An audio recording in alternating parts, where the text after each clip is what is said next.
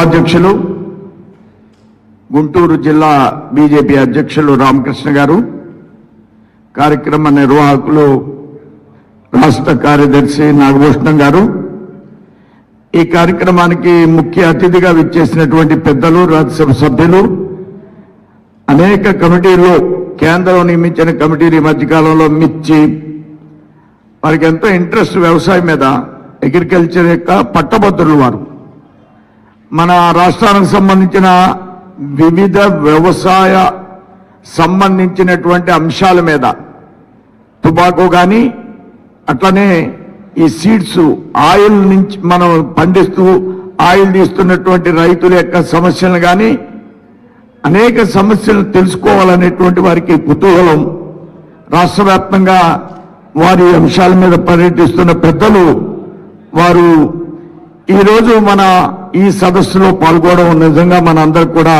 సంతోషదాయకం. అలానే ఉపాధ్యక్షులు మాజీ మంత్రి వర్యులు రావుల కిషోర్ బాబు గారు, రాష్ట్ర కార్యదర్శి రమేష్ నాయుడు గారు, మన పార్టీ యొక్క official sports person Chandu Sambasivarao గారు, శ్రీనివాసరాజు గారు, యశ్వంత్ గారు, సమావేశంలో అనేక మంది పెద్దలు వ్యవసాయాన్ని ప్రవృత్తిగా మార్చుకుని ఆర్గానిక్ వ్యవసాయాన్ని చేస్తూ అబ్బన్న గారు లాంటి యువకులు, పెద్దలు అనేక మంది ఈ సమావేశంలో పాల్గొన్నారు. చాలా సమావేశాల్లో మేము మాట్లాడుతూ ఉంటాం, కానీ ఈ సమావేశాల్లో ఒక ప్రత్యేకత, మీలో ఒక తపనతో ఈ పంటలు పండించేటువంటి విధానం, మిమ్మల్ని అందరినీ కూడా హృదయపూర్వకంగా ధన్యవాదాలు తెలియజేస్తున్నాను. ప్రధానంగా చాలా అంశాలని 1,00,000 కోట్ల నుంచి వ్యవసాయానికి ప్రధానమంత్రి ఏ విధంగా పెట్టారు, ఇలాంటి అంశాలని పెద్దలు జీవీఎల్ గారు చెప్పారు. ఇవాళ 5 అంశాల్లో ఎక్కువగా ఉద్యమాలు చేస్తున్నారు. ఎంఎస్పి వ్యవస్థ రద్దు అవుతుంది, ఏపీఎంసీ మార్కెట్లు మూతపడిపోతాయి, ఇదొక ప్రధానమైన డిమాండ్తో ఈవేళ ఉద్యమం జరుగుతుంది. ఎంఎస్పి వ్యవస్థ కొనసాగుతుంది, ఇది స్పష్టమైనటువంటి విధానం భారతీయ జనతా పార్టీది, మోడీ గారిది. ఎంఎస్పిలో గత ప్రభుత్వాల కంటే వేల కోట్ల రూపాయలు అదనంగా అనేక రకాల వ్యవసాయ ఉత్పత్తుల్ని కేంద్రం ఇప్పటి వరకు 14 తర్వాత కాంగ్రెస్ కంటే వేల రెట్లు కొనడం జరిగింది. లక్షల కోట్ల ఉత్పత్తిని కేంద్రం కొనడం జరిగింది. ఇది ఒక అపోహ మాత్రమే. అట్లనే ఏపీఎంసీ మార్కెట్లు మూతపడిపోతాయి, ఏపీఎంసీ మార్కెట్లు ఉంటాయి. ఏపీఎంసీ మార్కెట్లు కాకుండా బయట కూడా ఉత్పత్తులు అమ్ముకోవడానికి అవకాశాన్ని, పోటీతత్వాన్ని పెంచి రైతుకు అత్యధికమైన ఆదాయాన్ని ఇవ్వాలనేది మోడీ గారి యొక్క సంకల్పం. రైతు భూమి ప్రమాదంలో పడిపోతుంది, ఇది కూడా ఒక అపోహ. ఒప్పందాలు పంటల గురించి మాత్రమే, తాత్కాలికమైనటువంటి ఒప్పందాలు మాత్రమే జరుగుతాయి. వ్యవసాయ భూమి యొక్క అమ్మకం, లీజు, తనిఖీతో సహా వ్యవసాయ భూమి మీద ఎటువంటి బదిలీలు, లావాదేవీలకు ఆస్కారం లేదు ఈ బిల్లులో. ఏ విధమైన బకాయిలు ఉన్నా కాంట్రాక్టర్లు భూమిని హస్తగతం చేసుకుంటారు, ఇదొక అపోహం నిర్మాణం చేస్తున్నారు. పరిస్థితులు ఎలా ఉన్నా రైతు భూమి మాత్రం సురక్షితంగా ఈ బిల్లులో ఉంది. సాగు విషయంలో కాంట్రాక్టర్లు రైతులకు ఇచ్చే ధరల విషయంలో ఏ విధమైన గ్యారంటీ ఉండదు అని అపోహను ఒకటి ప్రచారం చేస్తున్నారు. ఒప్పందంలో వ్యవసాయ దిగుబడి యొక్క ఖరీదు ఇవ్వబడుతుంది, ఖరీదు తగ్గిపోయినా అదే ఖరీదుకి కొనాలనేది స్పష్టంగా చట్టంలో ఉంది. రైతుకి ఏ విధమైన చెల్లింపులు ఉండవు, అపోహ. నిర్దేశించిన సమయంలో లోపల రైతులకు చెల్లింపులు జరగాలి. కానిచో చట్టపరమైన చర్యలు తీసుకోబడతాయి. ఏ కంపెనీలైతే ఒప్పందం చేసుకుంటాయో ఆ ధరను చెల్లించకపోతే వారి మీద చట్టపరమైన చర్యలు తీసుకోబడతాయి. జరిమానా కూడా విధించబడుతుంది. రైతులు తమ కాంట్రాక్టులు కావాలనుకుంటే రద్దు చేయలేరు. అపోహ. రైతులు ఏ సమయంలో అయినా ఎటువంటి శుల్కం చెల్లించకుండా కాంట్రాక్టును రద్దు చేసుకోగలరు. చట్టంలో ఇది స్పష్టంగా ఉంది. ఇంతకుముందు ఎప్పుడూ కాంట్రాక్ట్ ఫార్మింగ్ జరగలేదు. ఇది పెద్ద అపోహని క్రియేట్ చేస్తున్నారు. అనేక రాష్ట్రాల్లో కాంట్రాక్ట్ వ్యవసాయానికి అనుమతి ఇచ్చాయి. అనేక రాష్ట్రాల్లో కాంట్రాక్ట్ వ్యవసాయ సంబంధించిన చట్టాలు కూడా ఉన్నాయి. ఈ విధంగా ఈ చట్టాన్ని నరేంద్ర మోడీ గారు 14లో దీని మీద ఈ చట్టం గురించి వారు ప్రవేశపెట్టింది కాదు, 2 శతాబ్దాల పాటు ఈ చట్టం గురించి ఎక్కడ చర్చ జరగలేదనేటువంటి ఒక అపోహను ఎక్కువగా నిర్మాణం చేస్తున్నారు. 2 శతాబ్దాల పాటు సమాలోచనలు జరిగాయి. చట్టం 2000 సంవత్సరాల్లో శంకర్లాల్ గురు కమిటీ ఇది ప్రారంభమైంది. తర్వాత 2003లో అంటే యూపీఏ అధికారంలో ఉండగా మోడల్ ఏపీఎం చట్టం 2007 తర్వాత ఏపీఎం నిబంధనలు 2010లో హర్యానా, పంజాబ్, బీహార్, పశ్చిమ బెంగాల్ ముఖ్యమంత్రుల సమావేశం, 2013లో రాష్ట్రాల వ్యవసాయ మంత్రుల సమావేశం, 2017లో మోడల్ ఏపీఎల్ఎం చట్టం, చివరకు పార్లమెంట్లో ఒక చట్టం ఆమోదింపబడింది. ఇన్ని రకాల ఆలోచనలు చేసిన తర్వాత ఈ చట్టాన్ని ఆమోదింపడం జరిగింది. ఇవన్నీ నరేంద్ర మోడీ గారి మీద ఎందుకు ఉద్యమం జరుగుతుంది అని ఆలోచన చేస్తే బాబు చెప్పాడు. ఇప్పుడు ఆయన చేస్తున్న సంస్కరణలు దేశ ప్రజల్ని ఆమోదింపబడుతున్నాయి. ఈ ఆమోదింపబడడం కొంతమంది వ్యక్తులకు ఇష్టం లేని మూలంగా నేను ఇక్కడ ఎక్కువ రాజకీయాల్ని మాట్లాడడం కోసం నేను ప్రయత్నం చేయను. ఏ రాజకీయ పార్టీని కూడా విమర్శించను. చట్టం, అపోహలు, వాటికి సంబంధించినటువంటి ప్రభుత్వం తీసుకున్న చర్యలు మాత్రమే వివరించాం. జీవీఎల్ గారు పెద్ద ఎత్తున చెప్పారు. నేను స్వల్పంగా ఉన్న అపోహలు, వాటికి రిప్లైస్ విషయాన్ని నేను చెప్పడం కోసం ప్రయత్నం చేశాను. అయినా ఉద్యమాలు చేస్తారు రైతులు వేషంలో ఉన్నటువంటి కొంతమంది. ఎక్కడో లహరీలో సైనికులు చలిలో మంచు కొండల్లో ఉంటే వారికి ఆహార పదార్థాలను పంపిస్తే ఆ ట్రైన్స్ని కూడా అడ్డుకుంటున్నారు. వాళ్ళు రైతులైతే అడ్డుకుంటారా? వాళ్ళు ఎంతో కమిట్మెంట్తో పనిచేస్తున్నటువంటి ట్రైన్స్ని కూడా అడ్డుకుంటున్నారు. అడ్డుకుంటుంటే విమానాల్లో వాళ్ళకి పంపిస్తున్నారు. దీని మూలంగా ప్రజాధనం దుర్వినియోగం అయ్యేటువంటి పరిస్థితిని మనం గమనించాలి. ఇవన్నీ ఎలాంటిగా ఉన్నాయంటే ఎప్పుడో 1967లో కొన్ని ఉద్యమాలు జరిగినాయి. కొంతమంది పెద్దల చేత వాళ్ళు ఏదో విదేశాల్లో వర్షం వస్తే ఇక్కడ గొడుగులు వేసుకునేవాళ్ళు, వాళ్ళందరూ కూడా వాళ్ళ ద్వారా ఈ ఉద్యమాలు జరుగుతున్నాయి. వాళ్ళ పేరు కూడా నేను చెప్పను, వాళ్ళ పేరు కూడా నేను చెప్పడానికి ప్రయత్నం చేయను. మేడం గారు వచ్చి గంగా ప్రక్షాళన, భారతీయ జనతా పార్టీ భారతదేశంలో ఒక రాజకీయ పార్టీ కాదు. దేశంలో మనకున్నటువంటి సంస్కృతి సంప్రదాయాలు అంటే మన పూర్వీకులు 2 లక్షల విత్తనాలు మనమే తయారు చేసేవాళ్ళం, మనమే విత్తనాలను తయారు చేసుకునేవాళ్ళం.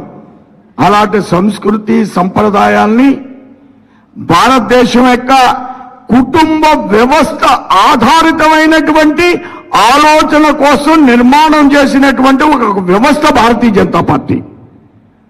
మన మండువాలో ఉండే అన్ని కుటుంబాలు కలిసి ఉండేవాళ్ళం, చక్కగా పంటలు పండించుకునే వాళ్ళం, అందరూ కలిసి పండగలకి కలిసి మెలిసి ఉండేవాళ్ళం.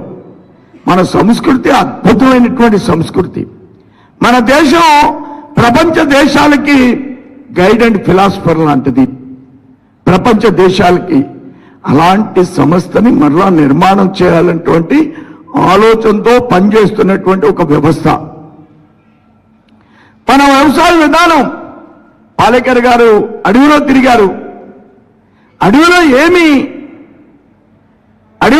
ఏ విధమైనటువంటి ఎన్ని చేస్తున్నాం, ఎంత అద్భుతంగా ఉంటుంది అడవి, ఎంత అద్భుతంగా ఉంటుంది అడవి. అడవిని చూస్తే ఎంత ఆనందం. దాంట్లో ఏమన్నా ఎరువులు వేస్తావా? ప్రకృతి సిద్ధంగా మన మనుషులు ఎవరో ఎక్కువ అక్కడ తిరగం కాబట్టి దాన్ని పొల్యూట్ కాలేదు. ఒకవేళ చట్టంగాని మనం పెట్టి 170 చట్టం ఉంది, మనం ఎవరో అక్కడికి వెళ్ళడానికి వీల్లేదు. వెళ్ళామంటే అడవినంతా అపార్ట్మెంట్లు కట్టేసి ఇప్పటికి అక్కడ కూడా ఆ పచ్చదనాన్ని కోల్పోయేటట్లు చేసేవాళ్ళం మనం. అంత అద్భుతమైనటువంటి చట్టాన్ని పెట్టి అడవిని కాపాడే పరిస్థితుల్లో సమాజంలో కూడా ఇలాంటి ఆలోచన మన వ్యవసాయ విధానంలో ఉండేది. ఆ బాబు మాట్లాడుతూ బాధతో నరేంద్ర మోడీ గారు 2,000 ఇస్తున్నారు, 6,000 రూపాయలు ఇచ్చినప్పుడు ఒక మొక్క పెంచమండి అని చెప్తున్నాడు ఆ బాబు. ఎందుకంటే ప్రభుత్వ విధానాలను అన్నింటినీ మనం మర్చిపోతున్నాం. మనకు వాటి మీద రుచి లేదు, శుచి లేదు. మన ముఖ్యమంత్రులు అందరూ కూడా సంవత్సరానికి 50 కోట్లు మొక్కలు పెంచేస్తున్నారంట. 50 కోట్లు. ఆ బాబేమో ఒక మొక్క పెంచమనండి అంటున్నాడు. మరి 50 కోట్లు సంవత్సరానికి పెంచేస్తా ఉంటుంటే స్వతంత్రం వచ్చిన కాడి నుంచి మొక్కలు పెంచేస్తున్నారు కదా, ఆ మొక్కలన్నీ బతికేస్తే మనం అంతా పచ్చగా అడవిలో అయిపోయి వర్షాలు వచ్చేసి మనం ఎవరం బతుకుండేవాళ్ళం కాదు, కొట్టుకుపోయేవాళ్ళం. ప్రతి ముఖ్యమంత్రి మనం నీరు, చెట్టు నీరు, లేకపోతే చెట్టు పక్కనే మనం వెళ్ళే రోడ్ల పక్కనే నీరు మీరు చెట్టు మీరు. ఏమైపోతున్నాయి ఇవన్నీ? ఈ పెరిగే చెట్లన్నీ ఏమైపోతున్నాయి? నేను ఒకటే చెప్తున్నా, కౌన్సిల్లో మాట్లాడుతున్నా, బాబు చెట్లు పెంచేయకండి ముఖ్యమంత్రులారా, మహానుభావులారా. చెట్టు బతికిచ్చిన తర్వాత వాడికి డబ్బులు ఇవ్వండి. వేసే చెట్లు ఈ మధ్యనే నేను చూసా, 300 కోట్లు ఎన్ఆర్ఈజీఎస్ నిధులతో ప్రతి గ్రామంలో 2 కిలోమీటర్లో చెట్లు పెంచమన్నారు. 2 కిలోమీటర్లో చెట్లు పెంచమన్నారు. 300 కోట్లు ఖర్చు అయిపోయి ఏ గ్రామంలోనూ ఒక చెట్టు కూడా లేదు. 300 కోట్లు. ఇలాంటి 300 కోట్లే కాదు, ఎన్ఆర్ఈజీఎస్తో సోషల్ ఫారెస్ట్రీ మొక్కలు పెంచుతుంది, అడవిలో మొక్కలు పెంచుతున్నారు, ఫారెస్ట్ డిపార్ట్మెంట్ పెంచుతుంది, సెంట్రల్ గవర్నమెంట్ ఫారెస్ట్ లో డిఫారెస్టేషన్ కాకుండా మొక్కలు పెంచమని డబ్బులు ఇస్తున్నారు. ఇవన్నీ ఏమైపోతున్నాయి? బాధతో చెప్పినటువంటి ఒక మాట, కానీ ప్రభుత్వం ఇంత ఖర్చు పెడుతుంది. కాన్సెప్ట్ ఉన్న రాజకీయ నాయకుడు భారతదేశంలో లేని మూలంగా మన దేశంలో పరిస్థితులు ఇలా ఉన్నాయని మీ అందరికి కూడా తెలియజేస్తున్నాను నేను. ఇక వ్యవసాయం గురించి ప్రభుత్వం ఏం చేసిందనే చట్టం గురించి చెప్పాను. కానీ మన పూర్వీకులు, మన అమ్మమ్మ, మన ఇంట్లో మనం వ్యవసాయం చేసేవాళ్ళం. మొన్న మధ్యలో పెద్ద ఆయన మాట్లాడుతూ నాకెప్పుడు మనసులో ఇది ఉంటుంది వ్యవసాయం గురించి. వ్యవసాయం అనేది గ్రామాల్లో ఒక సాంఘిక బాధ్యత. వ్యవసాయం అనేది గ్రామాల్లో మన పూర్వీకులు వ్యవసాయం 2 ఎకరాలు 3 ఎకరాలు 4 ఎకరాలు చేసేవారు. ఒకే పంట పండించేవాళ్ళు. అక్కుళ్ళు నా అంత ఎత్తి ఎదిగేవి. అవి ఓ 10-11 బస్తాలు పండేవి.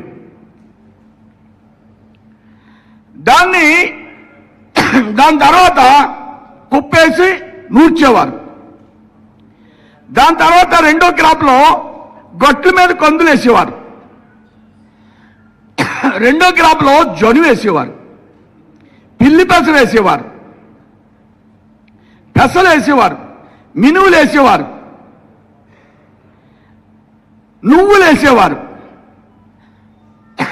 ఇవన్నీ కూడా దీనికేమి నవంబర్లో వేస్తే ఓ 2 నెలల్లో పంటకు వచ్చేసేవి. ఇవన్నీ కూడా ఇవన్నీ మన ఇంటి అవసరాల కోసం, పశువుల కోసం జనువు వేసేవారు.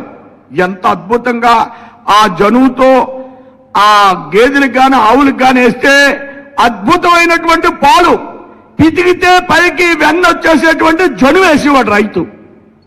ఇప్పుడు జనువు లేదు, ఆవు లేదు, గేదె లేదు, అందరం పాలు కొనేసుకోవడమే. ఆ పాల్లో యూరియా కలిపేయడమే.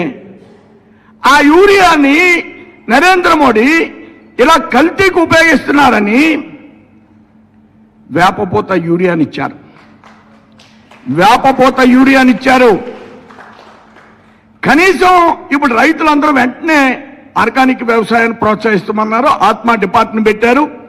ఆర్గానిక్ వ్యవసాయం కొంత సాగుతుంది, రైతుల అవేర్నెస్ వచ్చింది. కానీ ఆ వేపపూత యూరియా మూలంగా మన రాష్ట్రంలో 25 లక్షల టన్నులు యూరియా వేసేవారు. ఇప్పుడు ఆ యూరియా వాడడం తగ్గిపోయింది.